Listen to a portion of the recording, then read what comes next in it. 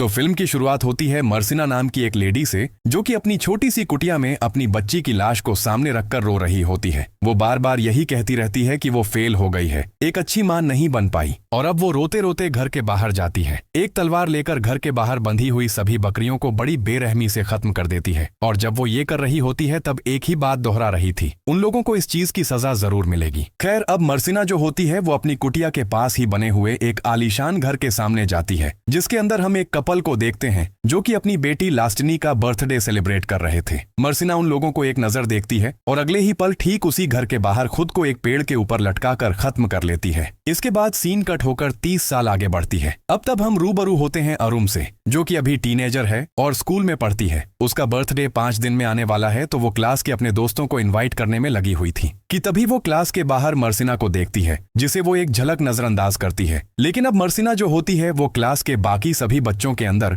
उसको दिखाई दे रही थी, जिसका सोल उसे हॉन्ट करता है, जिससे पैनिक में आकर वो एक पेंसिल टूल से स्टैब करने लगती है। लेकिन असल में तो वो क्लास के बच्चों को स्टैब कर रही थी। वो ढेर सारे बच्चों को घायल कर देती है और थोड़ी देर के बाद में उसकी माँ लास्टिनी को स्कूल में बुलाया जाता है। और मूवी की स्टार्टिंग में दिखी लड़की लास्टिनी याद है? तो ये वही लास्टिनी है जिसकी बेटी यहाँ पर थी अरुम। अब प्रिंसिपल उससे ये कहती है कि अरुम की मेंटल स्टेट ठीक नहीं है, तो स्कूल उसे बाहर निकाल रहा है। लास्टिनी स्कूल की बात मान जाती है और उसे लेकर दूसरी बेटी लिया के पास जाती है, जहां पर लिया उससे थोड़ी बहुत बात करके बोलती है कि अरुम शायद सच में पागल है और उसे मेंटल असाइलम में भेज देना चाहिए। अब आगे जाने से पहले जान लिया जाए तो लिया लास्टिनी की अडॉप्टेड डॉटर है, क्योंकि उसके हस्बैंड सूर्या ने उसे अरुम के जन्म के बाद ही उसे अडॉप्ट किया था। अभी लिया की बात सुनकर लास्टिनी को बहुत गुस्सा आ जाता है, जो कि ये कहती है कि भले से लिया और अरुम में सेम ब्लड नहीं है, लेकिन वो दोनों बहनें हैं और वो अपनी बहन के बारे में ऐसा बिल्कुल नहीं सोच सकती। खैर, अब वो अरुम को लेकर वहां से निकल जाती है और रास्ते में अरुम उससे ये कहती है कि शायद लिया सही तो कह रही है और वो पागल ही है, जिस पर लास्टिनी कहती है कि उसे किसी बात से कोई फर्क नहीं पड़ता और अगर दुनिया भर में कहीं पर भी इसका कोई भी इलाज है तो वो उसको ढूंढ कर ठीक करेगी। इसी बीच उसका एविल रिफ्लेक्शन उसे एक पल हॉन्ट करता है, जिससे कि वो काफी परेशान हो जाती है।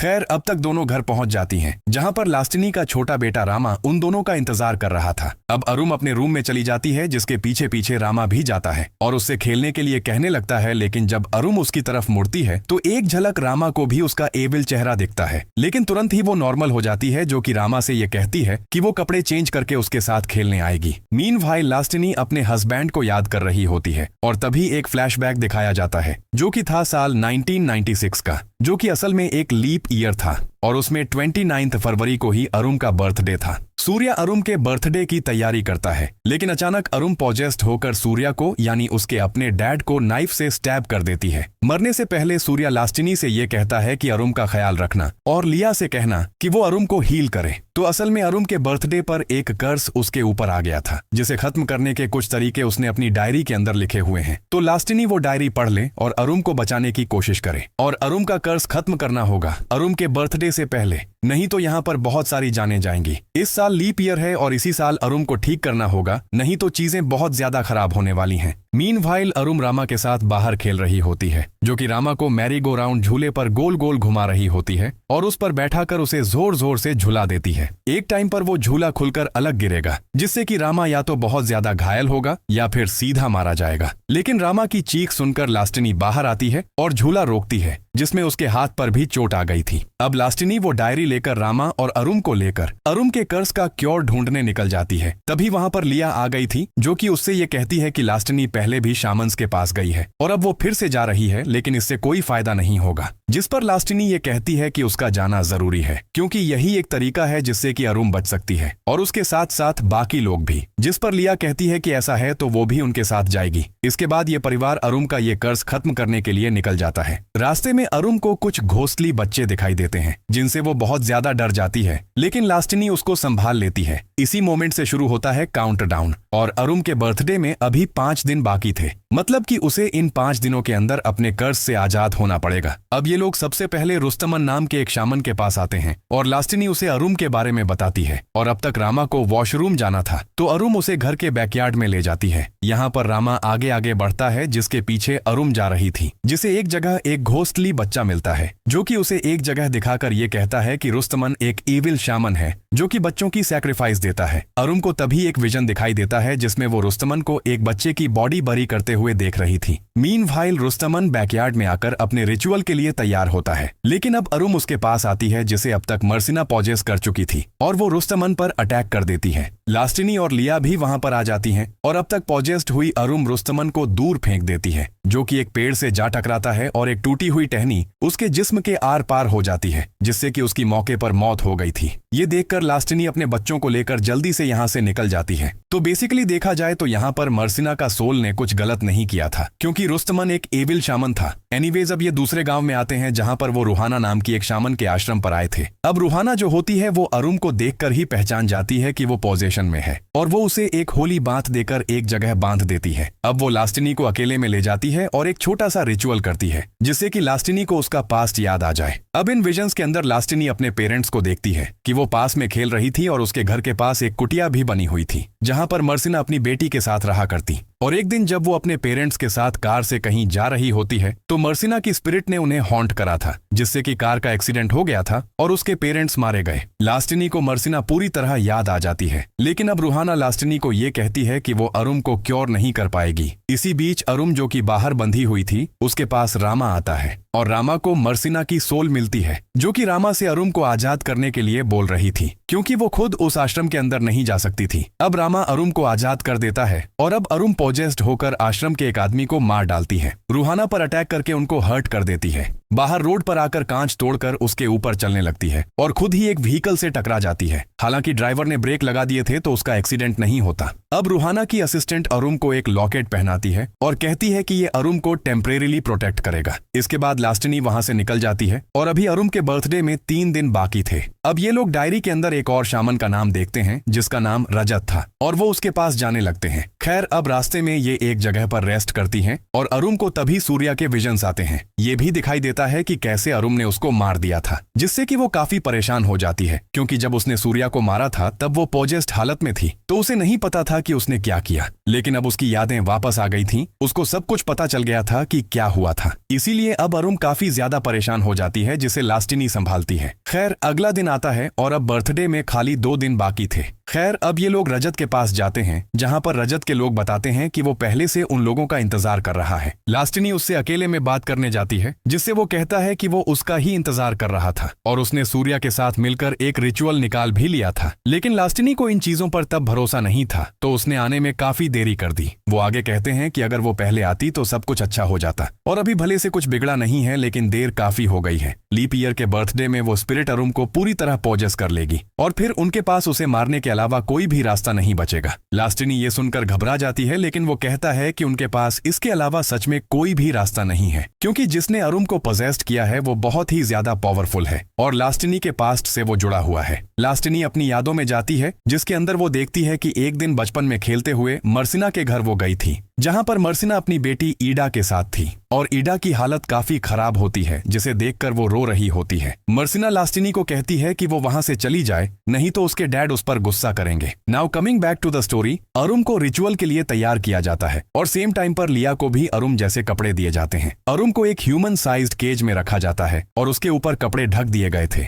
और उसके ऊपर 5 रूस्टर्स लटकाए जाते हैं। रिचुअल शुरू होते ही रजत एक एक करके उन रूस्टर को काटने लगता है। इधर लास्टिनी नोटिस करती है कि लिया ने अरुम जैसे कपड़े पहने हैं, तो वो उससे पूछती है कि उसने ये क्यों पहने, तो लिया बताती है कि ये कपड़े उसे शामन के लोगों ने दिए हैं तो उसने ये पहन लिए हैं। इधर जैसे जैसे रिचुअल आगे बढ़ रहा था वैसे वैसे लिया की हालत खराब होने लगती है, जिससे परेशान होकर लास्टिनी रजत से पूछती है कि ये हो क्या रहा है, तो वो बताता है कि उसने सूर्या के साथ मिलकर यही रिचुअल निकाला था। असल में अरुम के अंदर के ईविल को एक नया होस्ट देना होगा जिसको वो सैक्रिफाइस कर सकें, और वो होस्ट कोई और नहीं बल्कि लिया ही है और इसलिए सूर्या ने लिया को अडॉप्ट किया था, यानी कि बलि के बकरे की तरह। अब ये सुनकर तो लास्टिनी का दिमाग खराब हो जाता है, वो बहुत ही ज्यादा परेशान हो जाती है और लिया को संभालती है, जिससे लिया कहती है कि अगर ऐसे अरुम ठीक हो सकती है तो उसे ये भी मंजूर है। लेकिन लास्टिनी कहती है कि ये उसे मंजूर नहीं और वो अपनी किसी भी संतान का सैक्रिफाइस नहीं होने देगी। इसी बीच अरुम केस से गायब हो जाती है और अब यहाँ पर रिचुअल कर रहे सभी लोग एक एक करके खुद को खत्म करने लगते हैं। कोई अपनी आंखों में ब्लेड्स घुसा देता है, कोई अपना सर फोड़ लेता है, कोई अपनी स्किन छील रहा था और ऐसे सभी लोग खत्म होते जा रहे थे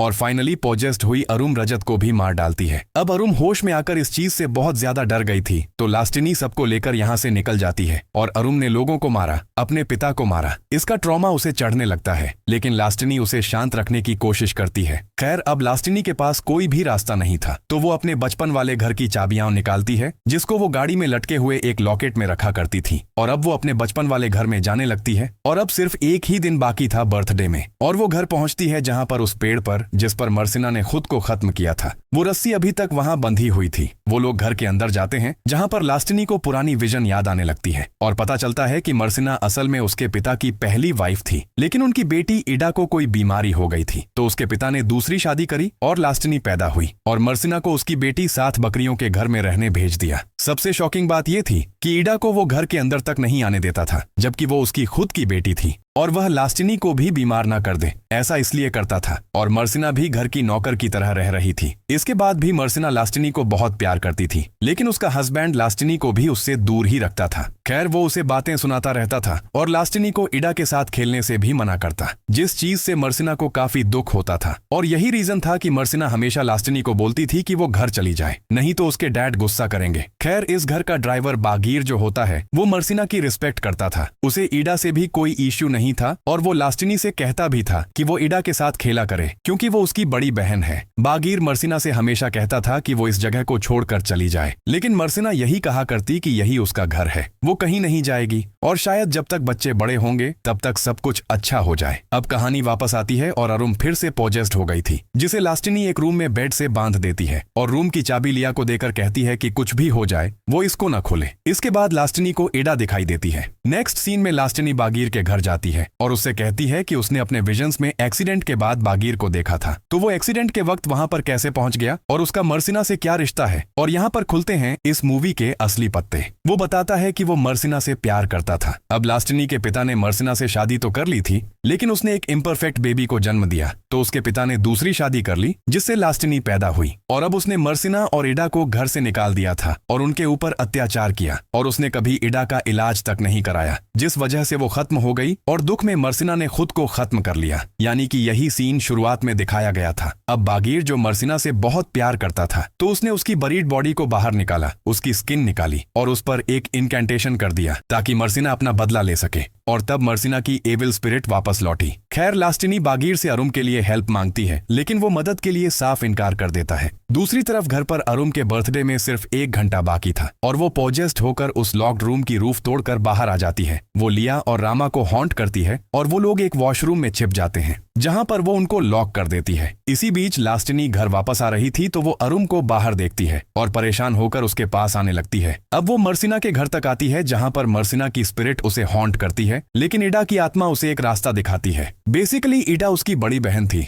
जिसके चलते शायद वो उसकी हेल्प कर रही थी। खैर अब वहां पर वो अरुण को देखती है जो कि एक पेड़ से अपनी उंगलियां रगड़कर उनको तोड़ रही होती है, लेकिन अब वो उसे रोकती है तो उसका फटा हुआ पेट देखती है। वो बहुत ज्यादा परेशान हो जाती है और अब तक अरुण भी गायब हो गई थी। अरुण उसे पेड़ पर लटक कर हॉन्ट करती है। इसके बाद अरुण पहाड़ के पास जाती है, जिसे बचाने के लिए लास्टिनी पीछे पीछे गई थी कि तभी वहां पर बागीर आ जाता है जो कि अपना मन बदल चुका था। वो उन दोनों को रिवर पर ले जाता है जहां पर वो अरुण का कर्ज खत्म करने का रिचुअल करता है, जहां पर बागीर इनकैंटेशन वाली स्किन भी जला देता है और फाइनली मर्सिना की एविल स्पिरिट अरुण के शरीर से निकल जाती है। उनको लगता है कि सब कुछ ठीक हो गया, लेकिन मर्सिना की एविल स्पिरिट उन्हें पानी के अंदर खींचने लगती है और बागीर का सर तक अलग कर देती है। यानी कि यहाँ पर इनकैंटेशंस काम तो आई थी, लेकिन खाली शरीर से अलग करने के लिए। अब अरुण पानी से निकलकर बाहर आती है, जिसके पास लास्टिनी आ गई थी, लेकिन तभी मर्सिना की स्पिरिट अरुण को पोजेस करने के लिए फिर से आने लगती है। लेकिन तभी लास्टिनी बीच में आकर मर्सिना की स्पिरिट को अपनी बॉडी में समा लेती है। अब पोजेस्ड हुई लास्टिनी अरुण को मारने आगे बढ़ती है,